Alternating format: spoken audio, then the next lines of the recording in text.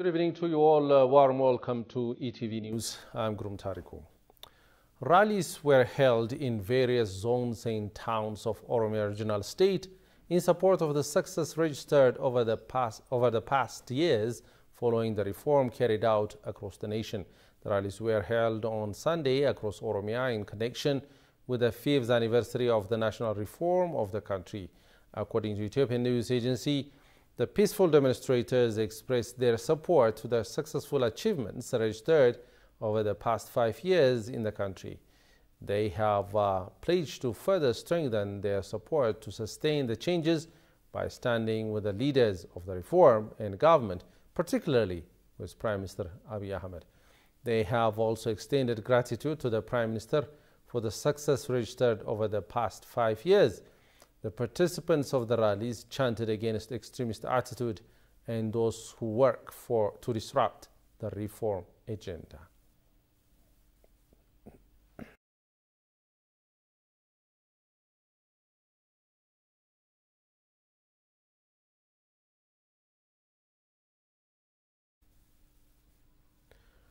As Ethiopians celebrate the 12th year anniversary of the laying of cornerstone of their flagship project of the GERD, they rejoice at the fact that they have only a mere 10% work left to complete the dam on the Blue Nile. But these 12 years were not all roses, particularly as downstream countries such as Egypt continue to disrupt the diplomatic negotiation with unpredictable and unlawful demands. For a nation of 120 plus million, with no less than 65 million still having no access to electricity, the dam is an existential project, but Egypt keeps pushing for the signing of legally binding agreement, clearly violating the 2015 Declaration of Principles, of which it is signatory. Despite this aggressive pressure, Ethiopia is still unrelenting in its quest to develop the waters of the Nile without harming any other nation's interest, as our staff reporter Johannes Fantown tells us in the following piece. Take a look. 12 years ago, Ethiopia assumed the world when the former Prime Minister Meles Zenawi laid the cornerstone for the construction of the $4.5 billion GERD at Guba, Benshangul Gumuz. Although Zenawi cut the ribbons announcing Ethiopia's daring move, the plan and thought for the construction of such a dam predates even the APRDF era. The announcement of the dam has given great hope to the East African country, which has been contributing 85% of the Blue Nile's water without benefiting from it, and it has created unparalleled joy for many millions of Ethiopians who are suffering in the dark. The announcement of the dam became the basis for Ethiopians who were in despair and division due to poverty, unemployment and political situation to come together and stand united. However, the likes of Egypt cried full time and again, dashing hopes of a negotiated table. Despite repeated efforts via negotiations, Egypt kept lying to the whole world that the dam is meant to reduce the flow of water and that it needs a legally binding agreement, a clear rules meant to reflect its fear that the age-old Egyptian dominance on the Nile might come to an end. This is an issue that does not rise to the question of UN because there's no international security issues involved. There is three main countries, Ethiopia, where the Blue Nile begins, which is 85%. If you take the water from the Sabat and the Abba, you have about 85% of the water going into the Nile comes from Ethiopia. And of course, it runs through Sudan and then into Egypt. Recently, Sudan has now begun to support the Ethiopian position. Previously, it was siding with Egypt. Now, Egypt has a problem, even though they have done some very good things in the expansion of their own development, including the Suez Canal, widening it. They believe they have historical rights given to them from colonialist Great Britain, the colonial power, over the Nile. And all of the Nile agreements previously excluded any country of the 10 countries in the Nile Basin, excluded all of them, and most especially Ethiopia.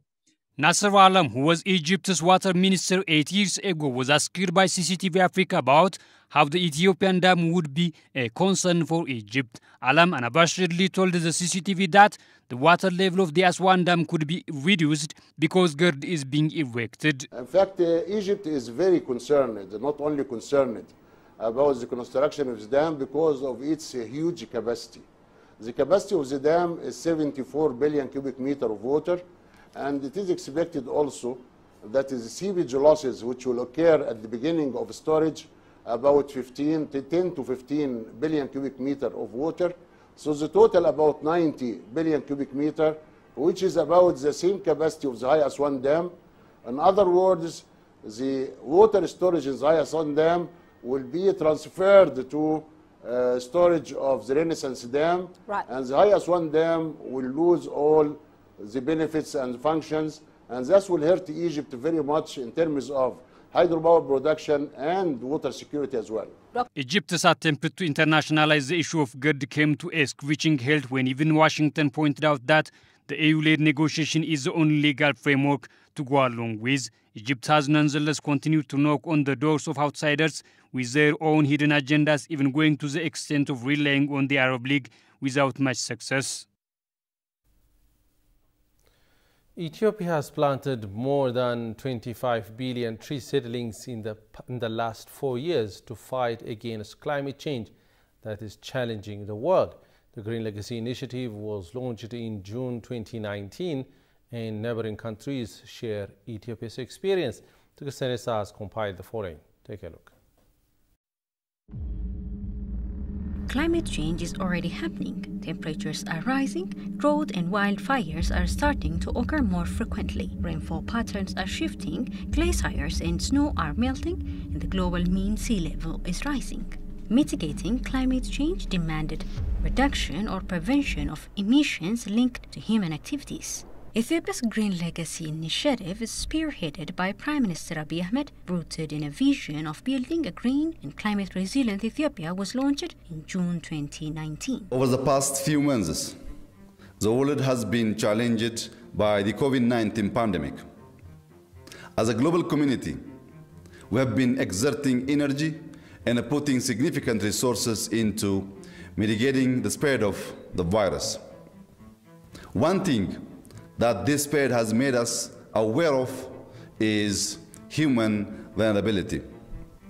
The importance of maintaining personal health and creating an environment that supports well-being. Our natural environment is an important determinant of human health. And a healthy ecosystem which supports biodiversity is critical. Like other parts of the world, Ethiopia has also been confronted with climate change and environmental degradation. Such effects have contributed to flooding, soil erosion, deforestation, and biodiversity loss.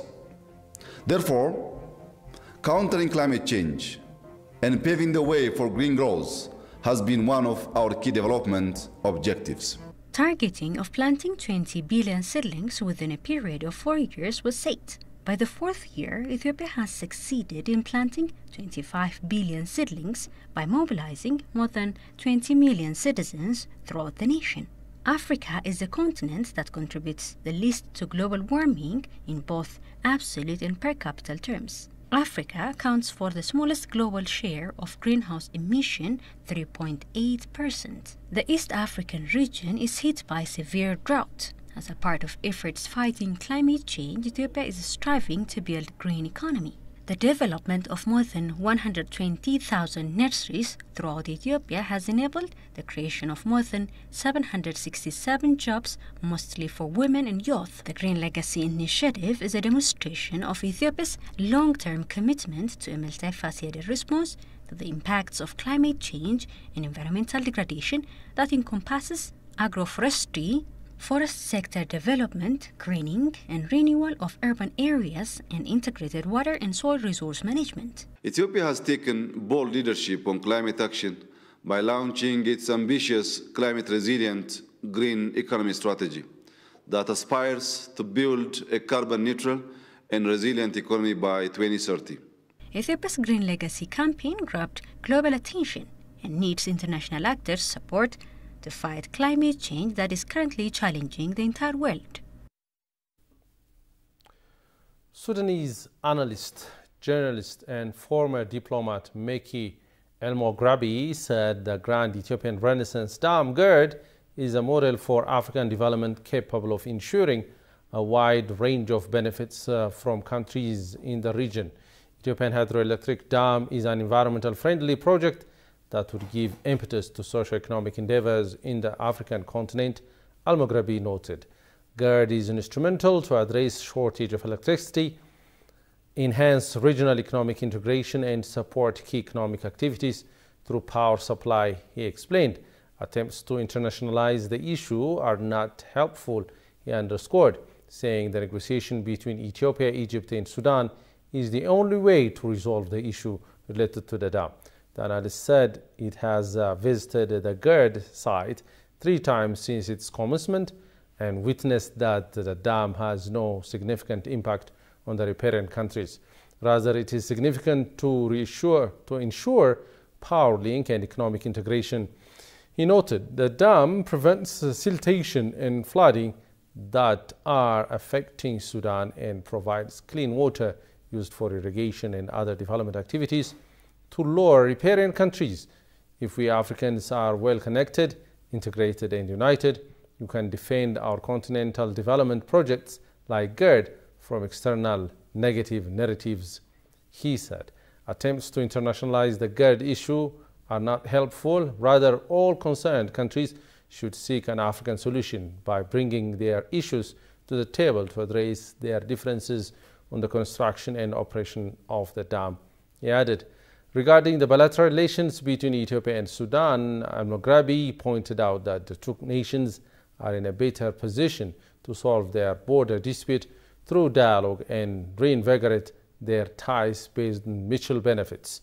People-to-people ties between the 2 countries must be strengthened, and Ethiopia and Sudan businesses should come together and run a joint forum to enhance trade and economic ties between their respective countries, Al-Moghrabi underscored.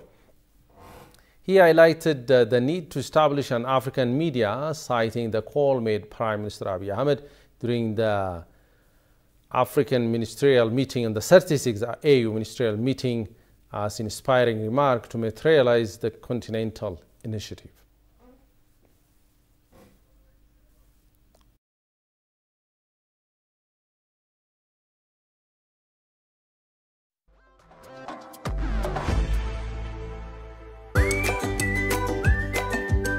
Welcome to the land of origins. Commercial Bank of Ethiopia is pleased to serve all your traveler banking needs. If you have money from any of these 16 countries, you can convert it to local currency by visiting our nearest branch. Alternatively, our secure Forex ATMs accept cash exchange, or if you prefer using your cards, we've partnered with Visa, MasterCard, and UnionPay so that you can withdraw cash from our local ATMs or make cashless transactions at thousands of local POS partners securely and with confidence.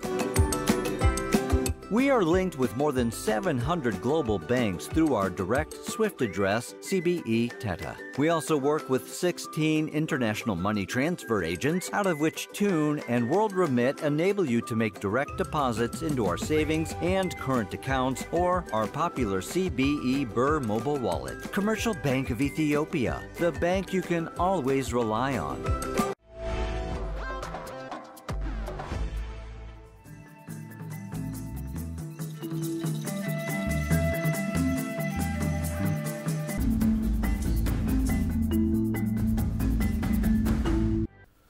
Welcome back, and you are watching ETV News. The Grand Ethiopian Renaissance Dam has remained to be immune from any source outside of the active engagers from the construction being underway. Some are still in illusion or whether the construction is well underway because they are positioned far away from the construction. To make them have a clear understanding of what's going on there, the Ethiopian government is saying that it has remained with 2 years to complete the entire construction of the dam, which is going to be the biggest hydropower dam in the continent. Daniel Kasaun tells us more on this. The construction of the Grand Ethiopian Renaissance Hydropower Dam has seen incredible achievements since Prime Minister Abiy Ahmed has come to power with his transformation plan, which would be remedial to the development endeavors of the Ethiopian people. Since the advent of the Abiy government, Ethiopia is getting better opportunities to get clear from so many achievements which are being witnessed from its palace to the offside environment. In speaking reform, the Grand Ethiopian Renaissance Dam, 3 rounds of water filling of the dam have been successfully completed in the last 5 years. The government aspires to build clear and clean surroundings which would be beneficial to all riparian countries.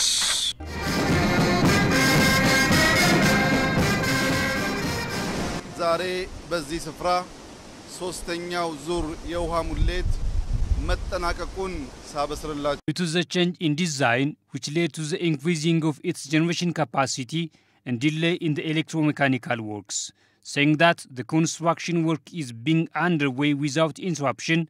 The $4.8 million dam will need additional 2 years to be completed. It will start after 2 years. The dam being built in Benshangul Gumuz region of Ethiopia, about 15 kilometers east of the border with Sudan, has so far consumed about 98 billion birr. At 6.45 gigawatts, the dam will be the largest hydroelectric power plant in Africa when completed, as well as the 7th largest in the world. Ethiopia has suffered and incurred loss due to the delay of the construction of the Grand Ethiopian Renaissance Dam. The delay of the Grand Ethiopian Renaissance Hydropower Dam disappointed Ethiopian people, but when Abiy's government came to power, it has made it active development endeavors on the continent which shed hope for all Ethiopians. If they stand together, they can achieve. Currently, the achievement of the Grand Ethiopian Renaissance Dam construction has surpassed filling its round. Ethiopia will continue to build the dam and use it to generate power without committing any harm on the water needs of the neighboring countries. If the current trend continues and uninterrupted, Ethiopia will complete the construction of the Grand Ethiopian Renaissance Hydropower Dam after 2 years. Ethiopia's Office of the National Coordination announced this month that its Grand Ethiopian Renaissance Dam has reached 90% completion. The Intergovernmental Authority on Development, IGAD, has taken a significant step towards the construction of its headquarters in Djibouti, having signed a contract with China Civil Engineering Construction Corporation on the 2nd of April 2023. The event was attended by esteemed guests including Mohammed Ali Yusuf, the Minister of Foreign Affairs and International Cooperation of Djibouti, Warqineh Gabayo, Executive Secretary of IGAD, and various ambassadors of IGAD member states. During the ceremony, Brahanu Tsaggaye, Ambassador Extraordinary Plenipotentiary of Ethiopia to Djibouti, reaffirmed Ethiopia's commitment to collaborating closely with the Secretariat to ensure the successful realization of the headquarters project. According to FPC, he also called on other partners to join IGAD's efforts. Meanwhile, Mohammed Ali Yusuf, Minister of Foreign Affairs and International Cooperation of Djibouti, praised the Executive Secretariat's efforts in this regard and the organization's overall undertakings, while also urging partners to continue supporting IGAD. The new headquarters complex will be built on the 10,000 square meter land that was generously donated by the government and people of Djibouti in 1998. This milestone project underscores IGAD's continued dedication to advancing regional integration and development, while also setting the stage for future partnership and collaboration, the Ethiopian Embassy in Djibouti said.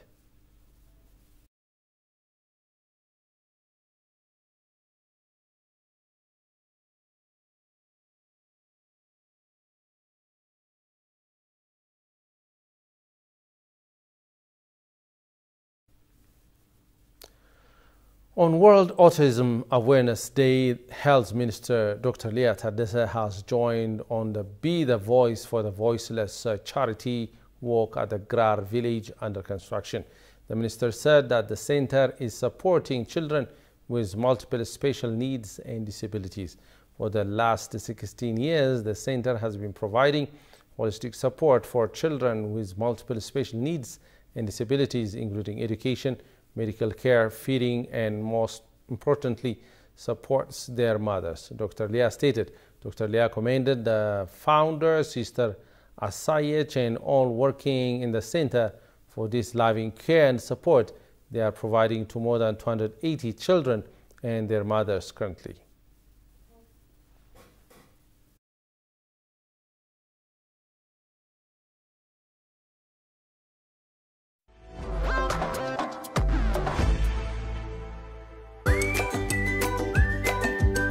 Welcome to the land of origins. Commercial Bank of Ethiopia is pleased to serve all your traveler banking needs. If you have money from any of these 16 countries, you can convert it to local currency by visiting our nearest branch. Alternatively, our secure Forex ATMs accept cash exchange, or if you prefer using your cards, we've partnered with Visa, MasterCard, and UnionPay so that you can withdraw cash from our local ATM. Cashless transactions at thousands of local POS partners securely and with confidence. We are linked with more than 700 global banks through our direct SWIFT address, CBE Teta. We also work with 16 international money transfer agents, out of which 2 enable you to make direct deposits into our savings and current accounts or our popular CBE Birr mobile wallet. Commercial Bank of Ethiopia, the bank you can always rely on.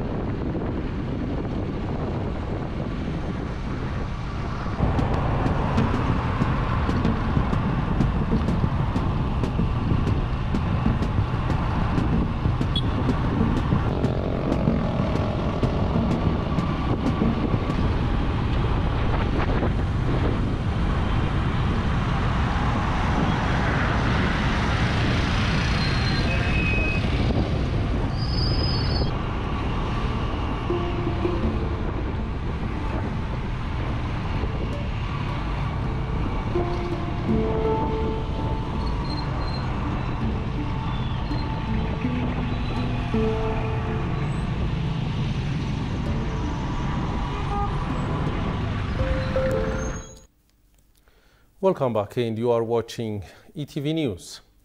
United States Vice President Kamala Harris has just concluded a week-long tour of Africa.